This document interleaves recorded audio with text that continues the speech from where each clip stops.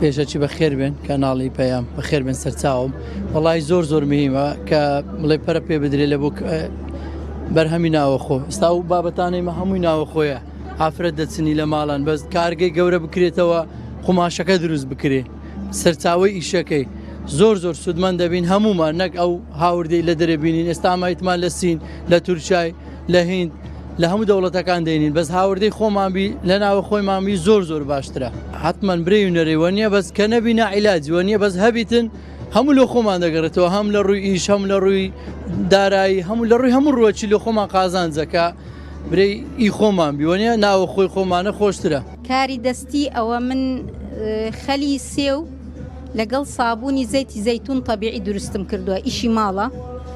مواد کیمیاییتیانە خەلەکە ئاویتیانە سروشتیە بۆ نەخۆشی بەکاردێت سابوون زەیت زەیتونەکەش هەر بۆ نەخۆشی بۆ جوانی پێست بەکاردێت زەیت زەیتون تەبیعیە زۆر باشە ئەگەر یەکێک یارمەتیمان بدات جێگەمان بۆ دابین کە بتوانین بەرهەمەکانمان بفرۆشین بەرهەمی زەیت بەشدارمان کردووە کە کارگەیەکە لە هەولێر دامەزراوە زەیتەکەمان لە 100% گڵۆبە ڕۆژە ناوکی گڵۆبە ڕۆژەیە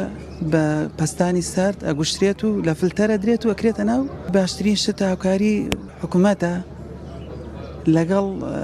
ئەو کەسانی کە خاوەنکارن کە ئەیانەوە بەرهەمی ناخۆی زیادکەن چەند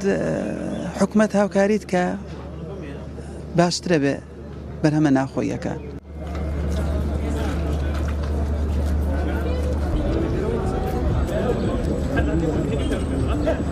تایبەت کاروانجی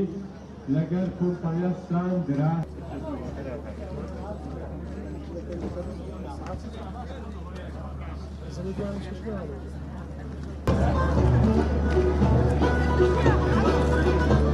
بە هەموو جۆرەکانی جەرزات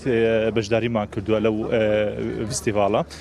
ئەمان زمان نیشاندانی هەموو جۆرەکانی چەرەزاتی ناوخۆیە کە بەرهەمێنراوە لە شاری هەولێر ڕاستی پێشگیری حکوومەت گرینگە بۆ کۆمپانیا ناوخۆیەکان و بۆ ئەوەی بەرهەمی ناوخۆ زیاتر بێت لە وڵاتدا و بۆ هۆی داواتی ناوخۆ لە ناوخۆدا بسوڕێتەوە ئایتیمەکانمان هەموو ئایتیمی ناوخۆین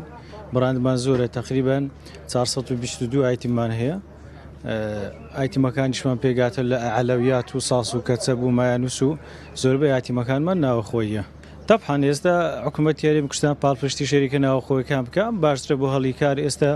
کەسانێکی زۆر لە شەریکەی فامیلی بەشدارن کە ئیش دەکەن ئەو پاڵپشتێکی باش لە بۆ گەنجان کە لە شەریکەی فامیلی ئیش دەکەن یعنی حکوومەت مەفروزە هەریکاری ئەو شەریکانە بی لە بۆی بەرە پێدانی بەرهەمی ناوەخۆی ئەو شەریکانە دەحەم بکرین لەلایەن حکوومەت هێرێمی کوردستانەوە بەرهەمی ئێمە شیری فرێشە 100% سروشتیە 100% خۆماڵیە بەبێ هیچ پێکاتێکی پارێزراو ئەوەی کە ئێمە زیاد دەکاتەوەوانی تر گرنگجی پێ دەدرێت مواد حافیزەی تێدانە بەڕاستی هیچ پێکاتێک پارێزای تێدانە جگەل و بەرهەمانێکە لە دەرەوە هاوردە دەکرێت تەمانێکی درێژیان هەیە پێکاتی پارێزراوی تێدایە